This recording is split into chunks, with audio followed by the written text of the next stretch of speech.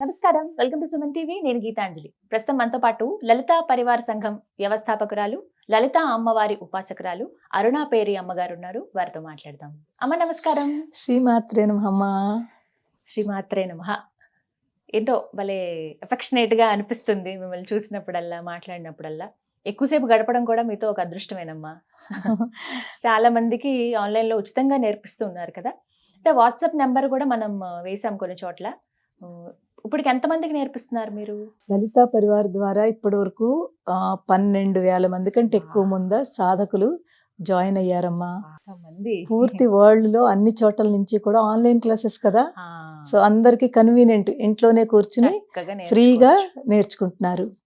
So మనకి అలాగే లలితా శాస్త్రము, సౌందర్య లహరి, శివానంద లహరి, విష్ణు శాస్త్రము నేర్పిస్తారు. భగవద్గీత, తర్వాత నారాయణీయము, ముఖ పంచశతి, ఇంకా బోల్డ్ స్తోత్ర, త్రిశతి చాలా పవర్ఫుల్, మంచి స్తోత్రము. చిన్నది ఉంటుంది, అలాగే ఖడ్గమాల, ఇవన్నీ కూడా ఉంటాయి. టైం టు టైము మన టైంని బట్టి నేర్పుతూ ఉంటాము. కానీ ప్రస్తుతానికి అన్ని క్లాసులు ఫుల్ ఉన్నాయమ్మా. ఇప్పుడు మనం లాస్ట్ టైం చేసాం కదా, దాని తర్వాత ఎంత రెస్పాన్స్ వచ్చిందంటే చాలా మందికి మేము సెలెక్ట్ చేయవలసి వచ్చింది. ఎందుకంటే టైమింగ్స్ కుదరక, టైమింగ్స్ పాపం వాళ్ళకి వేరే టైమింగ్స్, మనం పెట్టిన క్లాస్ టైమింగ్స్, సో సెలెక్ట్ చేయవలసి వచ్చింది. ఏ టైమింగ్స్ మేము ఇస్తున్నామో అందులోనే తీసుకుని.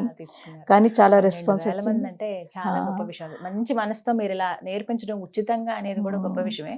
మీరు అసలు డబ్బుల కన్నా కూడా అంత సమయం వెచ్చించాలి కదమ్మా. ఇంతమందికి నేర్పించడం అంటే అది మామూలు విషయం కాదు.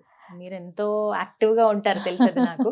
ఎందుకంటే మీరు ఎర్లీ మార్నింగే లేస్తారు. ఇవన్నీ కూడా ఈ మార్నింగ్ అనే దగ్గర ఒకటి బ్రహ్మ ముహూర్తం. అవును, ఆ సమయంలో నిద్రలేస్తే చాలా మంచిది, ఆ సమయంలో ఈ పనులు చేస్తే మంచిదని అందరూ చెప్తుంటే విన్నాను మీలాంటి పెద్దవాళ్ళు. సో మీ మాటల్లో వినాలనుకుంటున్నాను మరొకసారి. బ్రహ్మ ముహూర్తం ప్రాముఖ్యత ఏంటి అసలు? ఎందుకు ఆ సమయంలో నిద్ర లేవాలి? లేచినప్పుడు ఖచ్చితంగా ఆ ముహూర్తంలో చేయవలసిన పనులేంటి వివరించండి. అవునమ్మా, ఇది చాలా మంచి టాపిక్ అమ్మా. బ్రహ్మ ముహూర్తము అంటే ఎర్లీ మార్నింగ్ 3:30, 3:45 నుంచి 4:30. ఒక్కొక్కసారి చలికాలం అదైతే 5, అంటే సూర్యుడు ఉదయిస్తున్న 1.5 hours ముందుకు చూసుకుంటాము. అదంతా బ్రహ్మముహూర్తం అనమాట. సో మామూలుగా టైంలో క్యాలిక్యులేట్ చేసుకుంటే 3:45 నుంచి 4:30, 4:45 వరకు ఈ మధ్యలో ఏదైనా బ్రహ్మముహూర్తం అంటాము.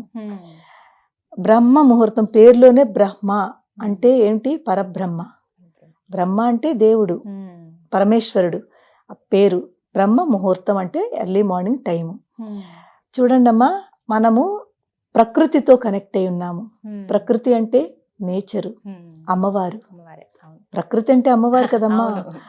ప్రకృతితో మన బాడీ అంతా కూడా, మన శరీరంలో కూడా బయట ఏవైతే ఉన్నాయో పంచభూతములు, పంచ తన్మాత్రలు, అదంతా కూడా మనలో కూడా ఉన్నాయమ్మా. శరీరానికి మన శరీరానికి ప్రకృతికి కూడా చాలా కనెక్టివిటీ ఉంది. ఎప్పుడైతే ఈ బ్రహ్మ ముహూర్తంలో ఈ ప్రకృతితోటి మనం కనెక్ట్ అవుతామో, ఎలా అవుతాము? ఈ ప్రకృతిలో బ్రహ్మ ముహూర్తంలో వైబ్స్ ఉంటాయమ్మా, సంచరిస్తూ ఉంటాయి ఈ శక్తులు, శక్తి దేవతలందరూ కూడా, ఎనర్జీస్ అంతే కూడా ఈ బ్రహ్మ ముహూర్తంలో సంచరిస్తూ ఉంటుంది. ఎప్పుడైతే మనం బ్రహ్మ ముహూర్తంలో లేచి మనము సాధన కానీ, దేవనామస్మరణ కానీ, లేకపోతే కొంతమంది యోగా చేసుకుంటారు, మీరు ఏం చేసుకున్నా కూడా ఆ బ్రహ్మ ముహూర్తంలో కాసేపు కామ్గా, ఎవరితోటి మాట్లాడకుండా మౌనంగా, ఏదో ఒకటి, మీకు ఏమీ రాకపోతే కళ్ళు మూసుకుని కూర్చోండి. నేను చాలా మందికి చెప్తాను, మాకు మంత్రం రాదు, మాకు అసలు ఆ సమయంలో ఏం పఠించాలి, ఏం చదవాలి అని అడుగుతూ ఉంటారు. సో ఉన్నాయి, అన్నీ ఉన్నాయి. ఒకవేళ మాకు ఇవన్నీ కూడా వద్దు అంటే ఏమీ చెయ్యొద్దు. మీరు జస్ట్ ఆ ప్రకృతి యొక్క ఆ వైబ్స్ని అబ్జర్వ్ చేయండి. ఆ చేస్తూ చేస్తూ ఏదో ఒకటి, రాముడు, కృష్ణుడు, హనుమంతుడు, లేకపోతే అమ్మవారు, ఏదో ఒక నామస్మరణ కనుక మీరు చేసుకుంటే, లేకపోతే మన గురువుల ద్వారా మంత్రాలు తీసుకుంటూ ఉంటాం. మన గురు మంత్రం ఏదైతే ఉందో, ఏదైతే ఉపాసన తీసుకున్నామో ఆ గురు మంత్రం, ఎవ్వరు మంత్రం తీసుకోపోయినా పర్లేదు. హరే కృష్ణ హరే కృష్ణ కృష్ణ కృష్ణ హరే హరే, హరే రామ రామ రామ హరే హరే. ఎంత బాగుంటుందమ్మా ఈ మంత్రము. లేకపోతే ఓం నమో దక్షిణామూర్తయే నమః, ఓం నమో దక్షిణామూర్తయే నమః, ఓం నమో దక్షిణామూర్తయే నమః. దక్షిణామూర్తి తెలుసు కదమ్మా, ఆదిగురు శివయ్య. నాకు చాలా ఇష్టము, నాది నా మొబైల్ డిస్ప్లే కూడా అదే ఉంది, మీకు చూశాను. ఆదిగురువు మనందరికీ కూడా ఆదిగురువు ఆయనేనమ్మా శివయ్య. అక్కడి అందరికీ, మనకే కాదు దేవతలకి కూడా ఆదిగురువు శివయ్య. ఆ దక్షిణామూర్తిని ఓం శ్రీ దక్షిణామూర్తయ్య అని కూడా అనుకోవచ్చు. ఓం శ్రీ దక్షిణామూర్తయ్యే నమః. ఈ ఒక్క నామం చదువుకోండి, లేకపోతే కృష్ణ రామ రామ రామ కృష్ణ కృష్ణ అనుకోండి. ఏదనుకున్నా మౌనంగా, పైకి గట్టిగా అనాలనేమి లేదు, మౌనంగా మన లోపల శ్వాస పైకి తీసుకుంటాం కదా. కాస్త మీరు, నేనైతే ఏం చేస్తానంటే విండో ఓపెన్ చేస్తానమ్మా. బయట ప్రకృతి అంటే మన ఏ రూమ్ లో ఉన్నా కాస్త డోర్ కానీ విండో కానీ ఓపెన్ చేసి ఉంచుకోండి. ఆ బయట ఫ్రెష్ ఎయిర్ వస్తుంది ఆ టైంలోను. ఆ ఫ్రెష్ ఎయిర్ తోటి మనకి ఎంత ఆనందం అనిపిస్తుందో. ఎప్పుడైతే మనం కూర్చుంటామో, ఫ్రెష్ ఎయిర్ తీసుకుంటామో, ఈ నామస్మరణ చేస్తూ ఉంటామో, సాధన అంటాం దాన్ని. అలా చేస్తున్న దాన్ని సాధన అయిపోతుంది. ఆ చేస్తూ ఉంటామో మన మనస్సు నిజంగానే ప్రకృతితో కనెక్ట్ అయిపోతుంది. ఎక్కడో అక్కడ మనం అమ్మవారితో కానీ, మీరు ఏ నామం చదువుకుంటారో ఆ దేవుడితో కనెక్ట్ అవుతారు. మీకు మంచి థాట్స్ వస్తాయమ్మా. మీ బ్రెయిన్ అంతా కూడా చాలా పీస్ఫుల్ గా ఉంటుంది, ప్రశాంతత. మనం చాలా మంది స్టూడెంట్స్ కి అయితే స్పెషల్లీ బ్రహ్మ ముహూర్తంలో లేచే అలవాటు ఉన్న పిల్లలు చాలా ఉచ్చ స్థితిలో ఉంటారమ్మా. ఆ సమయంలో లేచి చదువుకోవాలని అంటారు. ఆ టైంలో కనుక చదువుకుంటే పూర్తి వాళ్ళ కాన్సన్ట్రేషన్ అంతా కూడా బుక్ మీద పెట్టుకుని చదువుకుంటే అది మర్చిపోకుండా ఇక్కడ స్టోర్ అయిపోతుంది. వాళ్ళు ఏదైతే చదివారో వాళ్ళ మెమొరీలోను వాళ్ళ యాక్టివ్ అవుతుంది, వాళ్ళ మెమొరీ. మన బ్రహ్మ ముహూర్తంలో మనం చేసిన సాధనకి మన ఈ చక్రాలన్నీ కూడా యాక్టివేట్ అవుతాయమ్మా. ఈ చక్రాలు సాధన మళ్ళీ అదొకటి ఉంటుంది అమ్మా.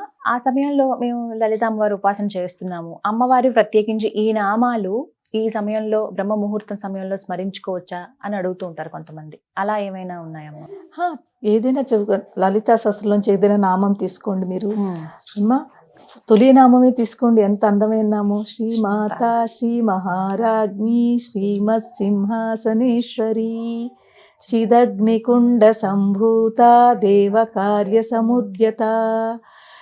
మనకి లలితా సహస్రంలో ఫస్ట్ లో స్టార్టింగ్ లో 7-8 శ్లోకాల వరకు ఉన్నాయి కదా, 10 శ్లోకాల వరకు.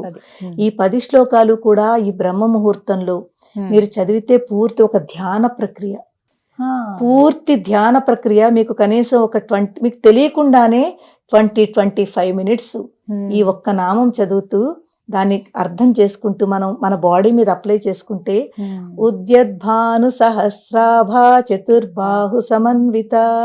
అమ్మవారు ఉదయిస్తున్న సూర్యుడు, 1000 సూర్యుల యొక్క కాంతి ప్రకాశము ఎలా ఉందో ఆ ప్రకాశంతో ముందు ఒక చిదగ్ని కొండ నుంచి ఒక ప్రకాశం వచ్చింది. ఆ చిదగ్ని కొండ నుంచి ఒక ప్రకాశమే ముందు వచ్చింది. ఆ ప్రకాశం ఎలా ఉందిట, 1000 సూర్యుల యొక్క కాంతి ఎంత ఉంటుందో అంత కాంతి ముందు బయటకు వచ్చింది. ఉద్యద్భానం. ఇదంతా ఒక ధ్యాన ప్రక్రియ. అది మనం ఇలా తలుచుకుంటూ చేస్తే మీకు 25 మినిట్స్ ఈజీగా పట్టేస్తుంది. ఆ 25 మినిట్స్ కూడా మీరు ఎప్పుడైతే ఈ నామాలు చదివారో, ఫస్ట్ స్టార్టింగ్ లో ఉన్న 8-9 శ్లోకాలు తీసుకోండి చాలు, కంటిన్యూగా. ఇదే బ్రహ్మ ముహూర్తంలో మీరు 25 మినిట్స్ ధ్యానం చేసేస్తున్నారు. అది మన మీద కూడా అప్లై అయిపోతుంది. దాని తర్వాత చేస్తానమ్మా, ఖచ్చితంగా చేస్తాను నేను బ్రహ్మ ముహూర్తంలో. అంటే చాలా మందికి సందేహం ఉంటుంది, ఏం పట్టించుకోవాలి. కొంతమంది ఏమో జస్ట్ ఏదైనా మ్యూజిక్ అలా పెట్టేసి మెడిటేట్ చేసుకుంటూ ఉంటారు. అలా వాటి బదులు ఇలా స్మరించుకున్నా కూడా మంచిదే. ఒకటి మంత్రములు. మనం దీనికి మనకి రిస్ట్రిక్షన్స్, స్నానం చేసే కూర్చోవాలా ఏమీ అక్కర్లేదు. మీరు ఈవెన్ మీరు ధ్యానం చేస్తున్నప్పుడు ఈ శ్లోకాలు మీరు జస్ట్ లేచి, కొంతమంది అయితే మీరు బ్రష్ చేసుకుని కూర్చోవాలా, ఇలాంటివి కూడా ఉంటాయి. ఫ్రెష్ అయి కూర్చోవాలా, బ్రష్ చేసుకో, ఏమీ వద్దమ్మా. లేచిన వెంటనే మీరు బెడ్ దిగిపోవాలమ్మా. అందరికంటే ముందు ఒక నేమ్ ఏంటంటే, మీరు బెడ్ మీద కూర్చొని చెయ్యొద్దు. ఎందుకంటే ప్రతి దానికి ఒక్కొక్క పర్పస్ ఉంటుంది. మనం బెడ్రూమ్ లో బెడ్ మీద పడుకున్నాము అంటే అక్కడ మనం ఈ దైవనామంలో అది చేసుకుంటే ఆ ఎఫెక్ట్ ఉండదు. మనం దాని కిందకి ఏదో ఒకటి పరుచుకుని కూర్చుని పక్కనే జస్ట్ దూరం వెళ్ళక్కర్లేదు. లేచిన వాళ్ళు లేచినట్టుగా. నేనైతే అసలు బ్రహ్మ ముహూర్తంలో లేచి అందరికంటే ముందు భూదేవికి దండం పెడతాను. చాలా మంచిదమ్మా. ఆ వసుధాయే నమః అనుకుని భూమిని స్మరించుకుంటూ క్షమాపణ. ఎందుకంటే మనం రోజు ఎన్నిసార్లు అమ్మవారిని మన భూదేవిని తొక్కుతున్నామో, ఎంత కష్టపెడుతున్నామో, ఎంత తప్పు చేస్తున్నామో, కనీసం ఒక చిన్న కృతజ్ఞత అంటే Hmm. అమ్మ క్షమించమ్మా అని క్షమాపణ ముందు దండం పెట్టుకుంటాను. దండం పెట్టుకున్న తర్వాత కరాగ్రే వసతే లక్ష్మీ కర మధ్యే సరస్వతి కరమూలేతు గోవింద లేతే కరమూలేతు గౌరీ కూడా అంటారు. గౌరీ కానీ గోవింద ఏదైనా పర్వాలేదు. అలా చదువుకుని మనం ఆ దర్శనం చేసుకుంటే అది కూడా చాలా మంచిది. కొంతమంది ఇలా అనుకుని కళ్ళ మీద పెట్టుకుని ఎంత బాగుంటుందో అలా చేసుకుంటేను. ఇది చేసుకున్న తర్వాత మనం ఏం చేస్తామంటే మీరు చెప్పినట్టుగా 2-3 నామాలు శ్లోకాలు ఇవన్నీ కొంచెం పుస్తకం పట్టుకొని చదవాలి ఇవన్నీ కూడా. కానీ మనం ఎక్కువ చేసేది ఏంటంటే కళ్ళు మూసుకుని ధ్యానము. ఈ బ్రహ్మ ముహూర్తంలో కళ్ళు మూసుకుని ధ్యానము. మీకు ఏదైనా 2-3 శ్లోకాలు వచ్చనుకోండి అదే చదువుకోండి, పుస్తకం పట్టుకోవాలని లేదు. ఏ ఒక్క నామం వచ్చినా చెప్పిన శ్రీమాత శ్రీ మహారాజ్ని శ్రీమత్ సింహ అది అందరికీ వస్తుంది. తొలి ఫస్ట్ నామం అందరికీ వస్తుంది. మీరు అదొక్కటే పట్టుకోండి, అదొక్కటి పట్టుకుని కళ్ళు మూసుకుని ఆ నామం చదువుకోండి. లేకపోతే ఏమి వద్దు. నేనైతే శ్రీమాత్రే నమః. ఇది ఇంకా సులువు అందరికి. ఎంత సులువమ్మా, చిన్నవాళ్ళైనా పెద్దవాళ్ళైనా ఎవరైనా చేసుకోవచ్చు. శ్రీమాత్రే నమః శ్రీమాత్రే నమః ఇది. లేకపోతే శ్రీ దక్షిణామూర్తయే నమః, లేకపోతే హరే కృష్ణ హరే కృష్ణ. ఏదైనా సరే మనసులో ఎప్పుడైతే చదువుకుంటామో మనకి పాజిటివిటీ బాగా పెరుగుతుంది, ప్రశాంతంగా ఉంటుంది. స్టూడెంట్స్కి మెమొరీ స్ట్రాంగ్ అవుతుంది. వాళ్ళకి ఏ స్ట్రెస్లో అయితే రాత్రి పడుకున్నారో పొద్దుట ఫ్రీ అయిపోతారు. వాళ్ళు లేచిన వెంటనే మళ్ళీ ఉంటుంది. అలవాటు చేసుకోవడానికి ఒక వారం రోజులు టైం పడుతుంది. ఇవాళ చేసేస్తే వచ్చేస్తుందని కాదు, కొంచెం నెమ్మదిగా తొలి రోజు ఒక 5 నిమిషాలు కూర్చోండి, నిద్ర వస్తే పడుకోండి. నేను అందరికి వాళ్ళకి ఈజీ చెప్తానమ్మా. నేను చెప్పివన్నీ కూడా చాలా ఈజీగా ఉంటాయి కదమ్మా, తెలుసు.